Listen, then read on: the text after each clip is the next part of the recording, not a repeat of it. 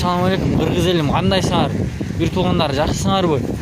Бүгін 07-2020 7 май.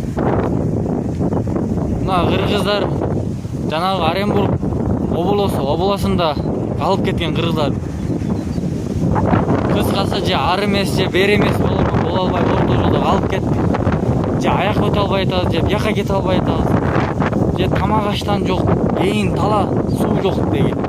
Эчтеке жок.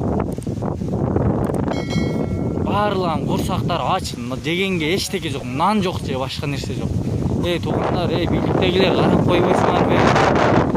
Биякта бир 80 адам бар, 80 адам бар, бийликтегилер.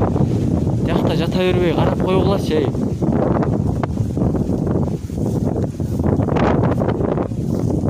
Мына туугандар, ар эле болду, кыргыз эли бир карап жардам болуп койбойсуңарбы? Жатыштарын карагыла, эйин тала же аяк эмес же бер эмес кете албайттарбы? Хостелде жаткандар да бар. Аякта жанагы аэропортто күткөндөр бар, канча бир. Хостелде 1,5-2 айдай жаткан адамдар бар. Бияка келгендер. Жанагы аэропортто бар 5-6 күн, 7-8 күн жаткандар дагы бар. Бүт бары чогулушуп келгендер. Келип биякта Оренбург шаарына келиштилер. Келгенде ошол жерден постон тосуп, же ар эмес же бер эмес кете албай калгандар. Сууда жок, нанна жок, эчтеке жок.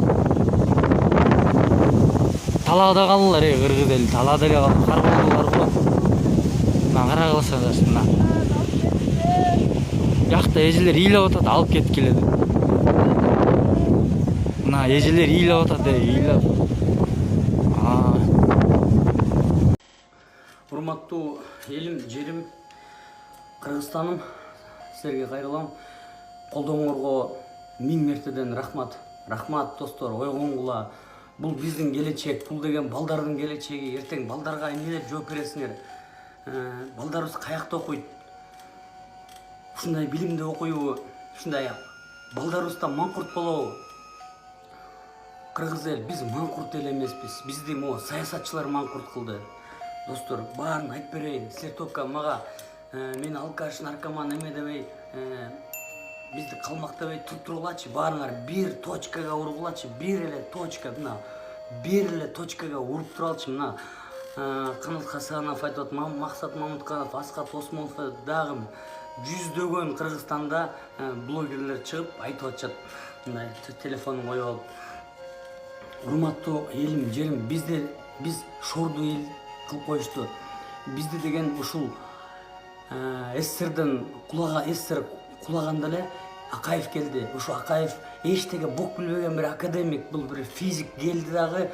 Келгенде ушу Жумалиев, Муралиев деген угуп алсаңар, Жумалиев, Муралиевтер булардын завсклаты болду да. Ой, бүт сатышты, бүт. Ушул коррупцияны Акаев ушундайынан коррупционный эме түзүп кетти. Ушул Кыргызстанды Акаев эле бир 5 жолу конституциясын изнасиловал. Грубо говорить. Ушул конституция да биздин укугубуз такыр корголбой келет. Урматтуу достор, силерге бир кайрылып коеюн. Мына ушул давайте только по коррупции. Азыр Жумалиевдин түгүнө жетелик. Жумалиев, Муралиев, жанакы мен Facebook страничкамда карагыла, кимдин сүрөттөрү турат. Баарын айтпай эле коеюн. Мисал Сарпашев Жумалиевден эч бир кем калышпаган киши. Бул Сарпашев деген Майрам Акаеванын Жолчубек Касымов деген Жолчубек деп коет. Ошол эмеге дагы чолпондого эме сала коюп Жолчубек болуп калган. Ошонун күйөө баласы. Анан бул министр болду, эмне гана болгон жок. Мына жана Сарпашев жана айттым. Бүт паспорттун ичинде кыргыз деген графаны, орус деген улуттук графаны алып салышты, сатканга жеңил экен. Ошонун маалында 1000 деген паспорт сатылып кетти деп Instagram, Facebooktарда жүрдү эле. Ким эмне болду? Эчтеке болгон жок. Булардын баарын жүздөн үйү бар ушундай миллиардерлер. Сарпашев миллиардер, Шадиев миллиардер, Муралиев миллиардер. Ушулардын баарын талкалайлы достор, бир бололу. бир бололук достор. Азыр баарын айтып берем. Мисалы баягы күнү Райым жөнүндө айтып берейин. Мына Райым дейт. Эмне эле сыймык сен Райымды айтпайсың дейт. Эмне эле Райымды айтпайсың дейт. Мен Райымга айтмак турмак эки жолу Волконскийлердин эмесине баргам. Митингине барып катышканбыз, балдар болуп, ушул эле балдар болуп катышып келгенбиз барып эки жолу. Мен эмнеге Райымды айтпайсың дейт. Райымды менден жакшы Али Токтохунов айтып атат. Ошо Али Токтохуновго жардам бергиле. Ушундай эле Райым десеңер. Райымды мен Али Токтохуновдон жакшы билбейм. Билген киши целый Азаттык, Клуб КЖ эмелер айтат. Ошолор айта берсин. Мен эчтеке мындай билем, $700 миллион вывод болгонун билем. Ушундай эле билем, силердей эле билем. Райым жөнүндө мен мындан бир жарым жыл мурун айткам, личный страничкама карагыла. Райымды токтоткула достор. Азыр мындай да, мен Райымдын кишиси эмесмин, Бакиевдин кишиси эмесмин, Келдибековдун кишиси эмесмин. Мисалы мына Келдибеков, силердин оюңарга койсо, Келдибеков символ коррупция. Эгерде ушуну толук жакшы текшерип келсе, наоборот грамота бергенге туура келип калат достор. Просто булар жаман киши деп коюшкан, ошонун жаман киши болуп калышкан, бүттү. Бул кара пиар кетет. Мен эч кимдин киши эмес, мен артында эч ким турбай эле. Мен артында чоң казактын идеологиясы турат. Болгону партияда турбайт, кыймылда турбайт, чоң казактын идеологиясы турат. Батырлар ойгонгула, чоң казакка аттангыла. Достор, Ратбек Санатбаев жөнүндө айтып берейин. Эмне эле Ратбек деп, бул коррупциянын илдетинен өлгөн бала.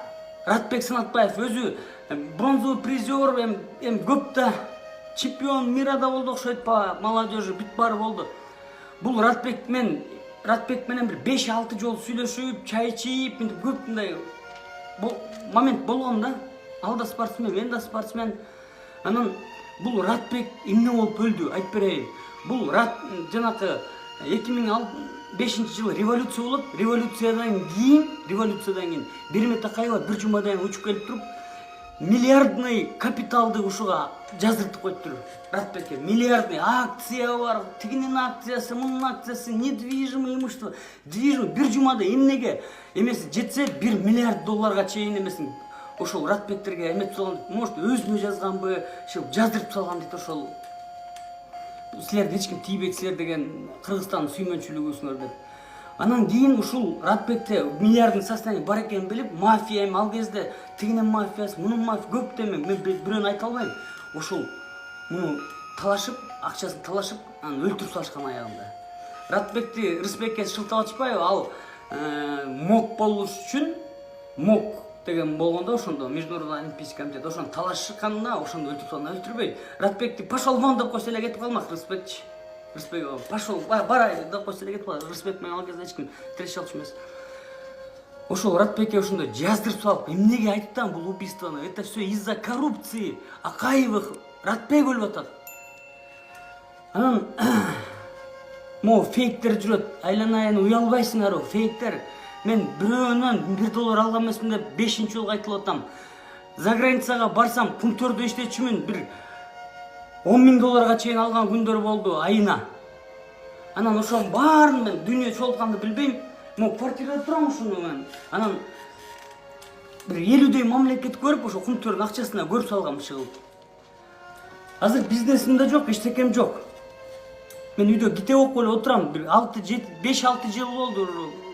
Досторум да билет. Анан өкмөткө айтпайсың дейт. Силерден биринчи жолу көрөт да көнчө. Мен өкмөттү мыкка калбайт деп эле келтем. Мыкка калбаган өкмөт эме Мухаммедова кетсеңиз. Маяктан азыр уже технический өкмөт келип, мына Сооронбай Шарипович сизге деле кайрылабыз. Технический өкмөт келип, профессионал бир 10 бала келсе оңдоп коет. Кереги жок, 56 министерствонун, жогорку кеңештин баарын керек 10 бала оңдоп коет. Татынакай 3 айда оңдоп койгонго мүмкүнчүлүк бар. Прокуратураны ишенсеңер, айттым, 3 айда $1 миллиард нал койдуруп турам. Мен соттошпой эле, моттошпой эле, барып туруп эле, текшерип туруп эле, комиссия түзбөй эле бир 50 олигарх камалмакта. Достор, силер биз олигарх дракондорго туруп алдык. катуу туруп калды. Дракон бул миллиардерлер, силер түшүнүп атасыңар? Миллионер деген чепуха. 1000 миллионер чогулса 999 миллион миллионер чогулса 1 миллиардер болот. Анан достор, биз деген бир нерсеге келелик, ойду баарын эметелик. Мына канча кишилер айтып атат, карагылачы, эч кимди укпагыла. Мисалы, Асхат Осмонов айтып атат. Мына туура замечание.